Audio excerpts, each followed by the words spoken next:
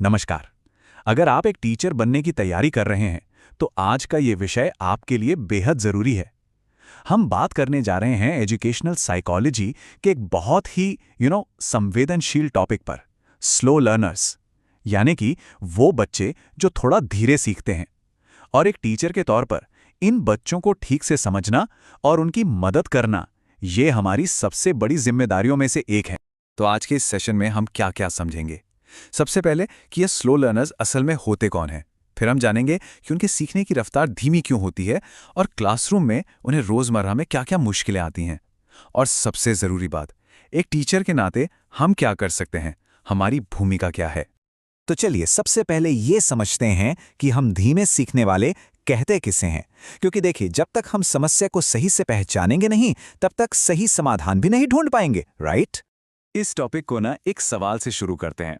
जरा सोचिए, क्या क्लास में पीछे रह जाने वाला हर बच्चा फेल हो रहा है? या ऐसा भी हो सकता है कि बस उसके सीखने की जो स्पीड है, उसकी जो रफ्तार है, वो बाकियों से थोड़ी अलग हो? ये एक बहुत ज़रूरी सवाल है, क्योंकि ये हमारा नज़रिया फेलियर के लेबल से हटाकर लर्निंग पेस पर लाता है। साइकोलॉजिस्ट सिरिल बर्ट ने इसकी एक बड़ी ही प्रैक्टिकल डेफिनेशन दी थी। उनके हिसाब से पिछड़ा बच्चा वो है जो अपनी उम्र के हिसाब से जो उसकी क्लास होनी चाहिए, उससे एक निचली क्लास का काम भी नहीं कर पाता। चलिए इसको आसान भाषा में समझते हैं। मान लीजिए कोई बच्चा 10 साल का है, पर वो क्लास 4 का काम भी नहीं कर पा रहा है, तो उसे स्लो लर्नर माना जा सकता है। इससे साफ पता चलता है कि उसकी उम्र और उसकी परफॉर्मेंस के बीच एक गैप आ गया है।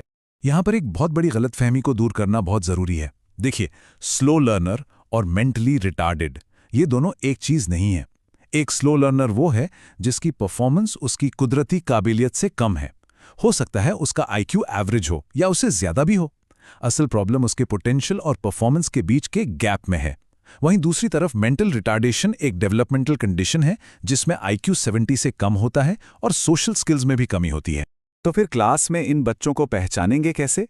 इसके कुछ साफ संकेत हैं, जैसे उन्हें एब्स्ट्रैक्ट आइडियाज़, यानी जो चीज़ें आंखों से दिखती नहीं हैं, उन्हें समझने में दिक्कत होती है। आप ईमानदारी पर लेक्चर देंगे तो शायद वो जुड़ ना पाएं, लेकिन अगर आप ईमानदारी की कोई कहानी सुनाएंगे तो वो आसानी से समझ जाएंगे।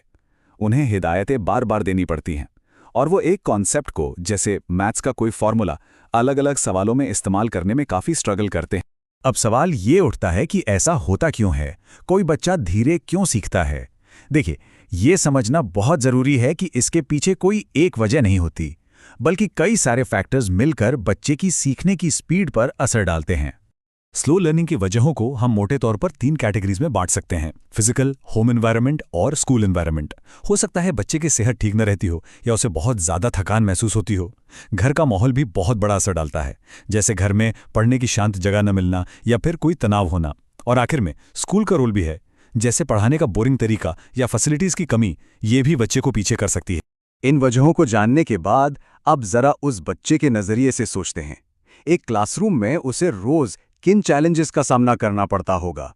ये कहानी एक स्लो लर्नर के अंदर के डर को बहुत अच्छे से दिखाती है। जरा सोचकर देखिए, जब टीचर क्लास में सबसे बारी बारी से रीडिंग करने को कहती है तो उस बच्चे पर क्या बीतती होगी। उसे लगता है कि बाकी सब उससे बेहतर हैं और बस इसी डर में वो और भी ज्यादा गलतियां कर देता है। तो ये सिर्फ पढ़ाई में पीछे रहना नहीं है, ये एक इमोशनल लड़ाई भी है जो वो हर रोज लड़ता है।